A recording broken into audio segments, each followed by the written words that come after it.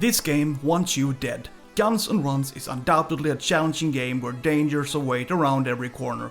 Just look at this. This is the first course of the game, and already here you get a hint that this will not be easy. Here there are death spikes on the floor, ceiling and walls, and to get by, you have to use a combination of different jumping techniques. Alright, it went well. Or look at this place. Once again, the floor is littered with death spikes, while you have to jump on moving platforms and avoid poison gas. This is how the game is designed.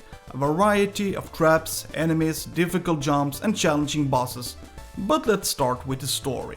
This is about 8 protagonists who are part of something called the Conspiracy Squad. They head to the Atacama Desert to rescue a girl from a mad technocrat named Adrian. You must now confront Adrian and solve everything he has set up. So what you do is you enter his territory where he has built up huge industries. The narrative is usually played when you meet Adrian, that is, in all the boss encounters that are in the game. The story is quite simple, but at the same time interesting to follow, because the dialogues usually feel well written. You get to know the characters in depth, especially the antagonist and what its motives really are.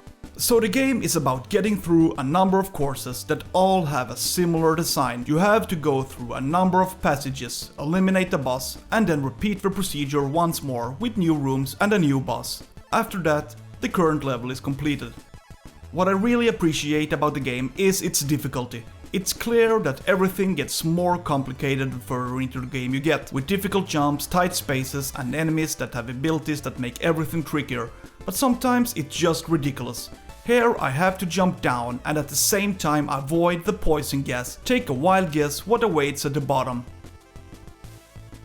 Yeah, death spikes. This is impossible to know and requires lightning fast reflexes to escape unscathed. And this is how many of the courses work, that you have to try again and again until you get ahead. It's almost like the developers expect you to die, so they have installed a death counter that can be read off after each completed level. If you want an even greater challenge, you can choose normal, hard or nightmare mode. But believe me, casual mode is a challenge in itself. If you can make it through casual mode without dying once, consider yourself good. In my opinion, it is challenging and requires a high concentration, and maybe that you have played through the game a couple of times so that you can predict what will happen next.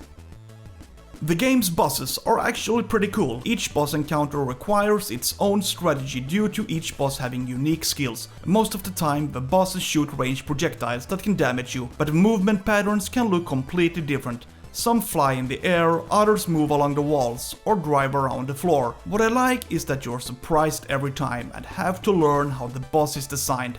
Most of the time there is a clear pattern that you have to relate to. Once you understand what you do, everything becomes much easier. But this boss, which is a mini-boss, I found very difficult.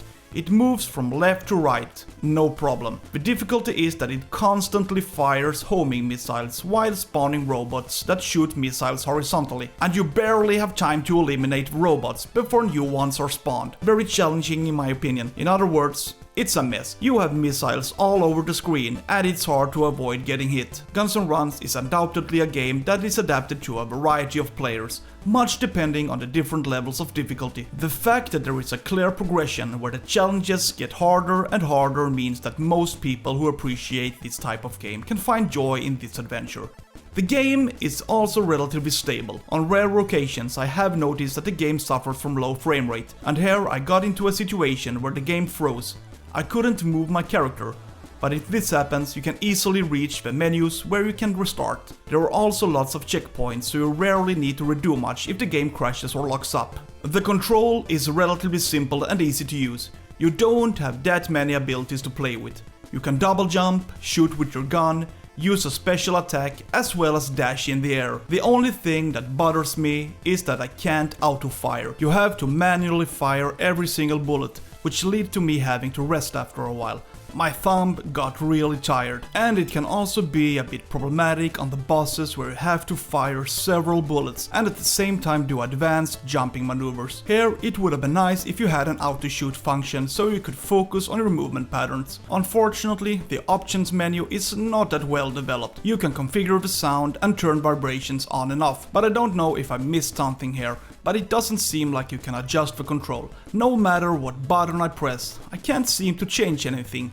Having said that, I must point out that the basic setup of the control is standardized and works well as it is. From what I've seen, the game costs around $10 to $12, which I think is in line with what it's worth. It's a well-crafted platformer that can challenge most players and maybe even target speedrunners. Feel free to subscribe to my channel. I review new games every week. Have a good day. See ya!